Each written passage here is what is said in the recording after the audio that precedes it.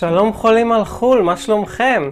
אני מתן כהן מאתר fiesta.co.il, האתר שמסדר לכם פיאסטה בכל יד בעולם, ובסדרת הסרטונים הבאה אני עומד לקחת אתכם יחד איתי לטיול מטורף וייחודי שתכננתי לעצמי באי הגדול ביותר בעולם, גרינלנד.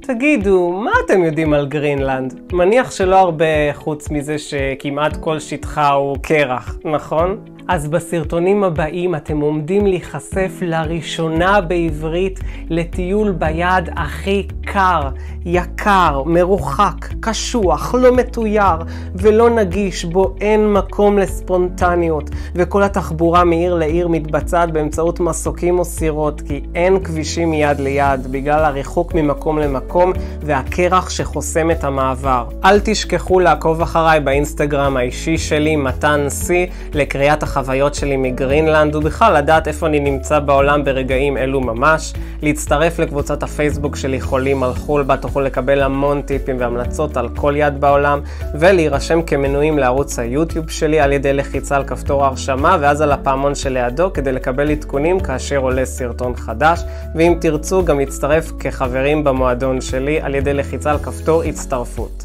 כמו כן הכנתי לכם מדריך שלם על גרינלנד באתר שלי פיאסטה, שהוא המדריך המקיף והאותנטי הראשון על האי בעברית, וגם בניתי לכם אתר באנגלית על האי עם המון מידע שימושי, בו גם תוכלו להזמין ממני שירות תכנון וייעוץ טיולים לגרינלנד. כל הכישורים מחכים לכם בתיאור הסרטון.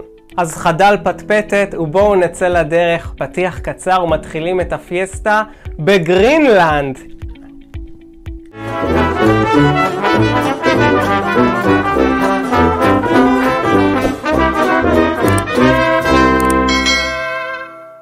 חולים על חול, הגעתי לנוק, בירת גרינלנד. אני בהלם תרבות לראות פתאום מלא רכבים, רמזורים, תנועה של אנשים. כל כך שונה מדרום גרינלנד אשר ממנה הגעתי. איזה מוזר פתאום להיות בעיר הגדולה. טוב, גדולה, במונחים של גרינלנד.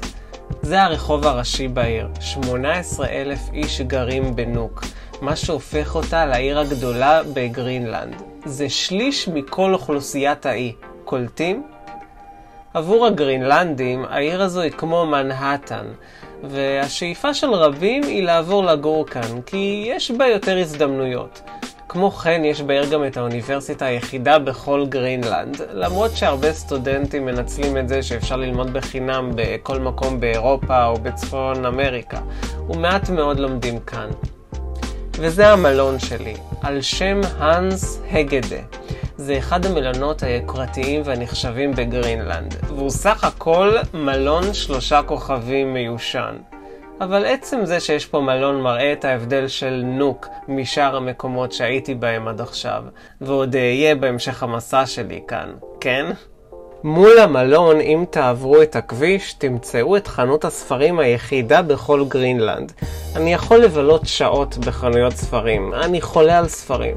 כל ספר זה עולם ומלואו, ולגלות לכם סוד, אני בעצמי כותב עכשיו ספר, אבל באנגלית. כי בארץ אף אחד לא יקרא או יקנה אותו, מכיוון שאין לו לצערי קהל יד בישראל. קניתי שם ספר ללימוד גרינלנדית, כי אני חייב לשפר את הגרינלנדית שלי. אגב, ידעתם שזו השפה הכי קשה בעולם? למלא מילים באנגלית אין מילים בגרינלנדית. כל מילה בגרינלנדית היא מאוד ארוכה גם, ומרוב שכל עיר רחוקה כאן אחת מהשנייה, המקומיים פיתחו גרינלנדית שונה ממקום למקום, כך שאם גרינלנדים מהצפון, מהמזרח ומהמערב ייפגשו, הם לא יצליחו להבין אחד את השני. מטורף, אה? ואפרופו הנס הגדה, יש פסל שלו בעיר, והוא נחשב למונומנט המפורסם של נוק. הנס היה מיסיונר נורווגי שהביא את הנצרות לעיר, וגם ייסד אותה בשנת 1721. לגרינלנדים יחסי אהבה שנאה איתו. מצד אחד הוא למד גרינלנדית ודיבר בשפתם, והיה כמו אחד משלהם, והוא אפילו העניק לגרינלנד את שמה האינואיטי, קללית נונאט, שזה אומר ארצם של האינואיטים. כן, כן, הגרינלנדים לא קוראים לגרינלנד גרינלנד, אלא קללית נונאט. אך מצד שני הוא היה אדם אכזרי שהכריח את הגרינלנדים להתנצר ולנטוש את התרבות האינואיטית. זו הסיבה שהיום המון גרינלנדים חוזרים למקורות שלהם, וזה בא לידי ביטוי בעיקר בקעקועים על הפנים. קרוב לפסל יש גם כנסייה, ואם תלכו מאחוריה תמצאו את אם הים, אשר על פי התרבות האינואיטית הייתה מלכת כל החיות הימיות, והיא חיה במעמקי הים. על הגרינלנדים לכבד את הטבע ואת החיות, ואם הם לא יעשו זאת ויצודו אותם סתם בשביל ההנאה או שלא לצורך, היא תכעס מאוד ותגרום לכך שהם לא יצליחו לראות או לצוד יותר חיות. זו הסיבה שאם מקומי מצליח לצוד, הוא מודה לאם הים שהייתה טובה אליו. ואם הוא לא מצליח, הוא חש שאם הים כועסת עליו על כך שהיה חמדן, ולכן היא לא מביאה לו אוכל בתור עונש. ורואים את הבית הצהוב הזה? זה הבית הכי עתיק בנוק. מצאתי לידו תייר שהגיע לשעה מקרוז, אז ביקשתי ממנו שיצלם אותי תמונה על רקע הבית. אז אחרי שהוא צילם אמרתי לו שזה הבית הכי עתיק בעיר. אז הוא קרא לאשתו, בואי תראי, זה הבית הכי עתיק בנוק. זה היה משעשע. זה המוזיאון הלאומי של גרינלנד. אני חושב למוזיאון החשוב ביותר בכל האי. שניכנס פנימה?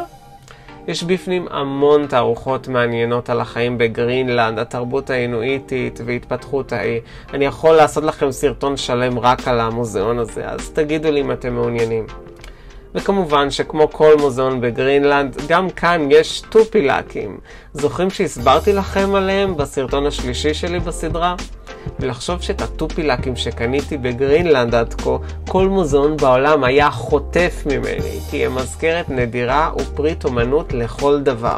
גולת הכותרת במוזיאון הם 4 מומיות של אנשים שנקברו בשנת 1475, ובגלל הקור של גרינלנד הם נמצאו במצב מעולה.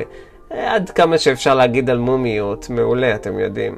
הם גם היו לבושים היטב, כי מי שקבר אותם הלביש אותם חם, כדי שתהיה להם נחיתה רכה בעולם הבא. סיבת המוות שלהם, אגב, לא ידועה.